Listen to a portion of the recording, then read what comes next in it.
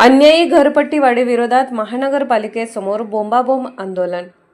सांगली, मिरज व कुपवाड महानगरपालिकेने नागरिकांवर लादलेल्या अन्यायी व अवाजवी घरपट्टीवाढीच्या निषेधार्थ वाढीव घरपट्टी विरोधी कृती समिती, विविध राजकीय पक्ष, सामाजिक संघटना तसेच सामाजिक कार्यकर्त्यांच्या संयुक्त विद्यमाने सोमवारी दिनांक 20 जुलै सकाळी महानगरपालिका मुख्यालयासमोर बोंबाबोंब आंदोलन करण्यात आले। महानगरपालिकेने केलेली वाढीव घरपट्टी तात्काळ रद्द करण्यात यावी, नागरिकांवरील आर्थिक भार कमी करावा आणि अन्यायी कर आकारणीचा निर्णय मागे घ्यावा या प्रमुख मागण्यांसाठी आंदोलकांनी जोरदार घोषणाबाजी करत प्रशासनाचे लक्ष वेधले।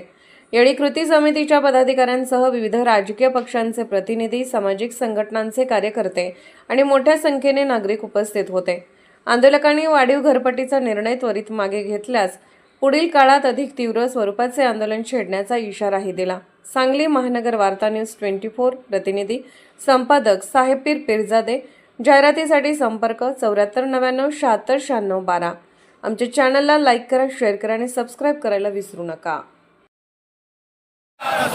प्रशासनाने जी वाढीव बिले दिली आहेत ती रद्द झालीच पाहिजे। प्रशासनाने जी वाढीव घरपट्टी रद्द झालीच पाहिजे। या नगरसेवकांचं करायचं काय? या नगरसेवकांचं करायचं काय?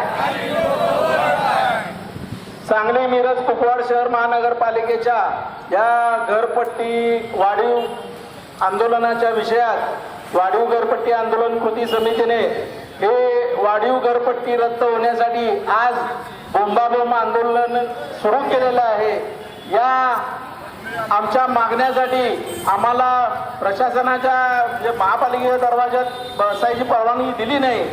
त्यासाठी आम्ही या दुसऱ्या बिल्डिंगच्या प्रशासनाच्या बिल्डिंगजवळ बसलो आहोत आणि नागरिकांचा पण यामध्ये उत्स्फूर्त सहभाग आहे।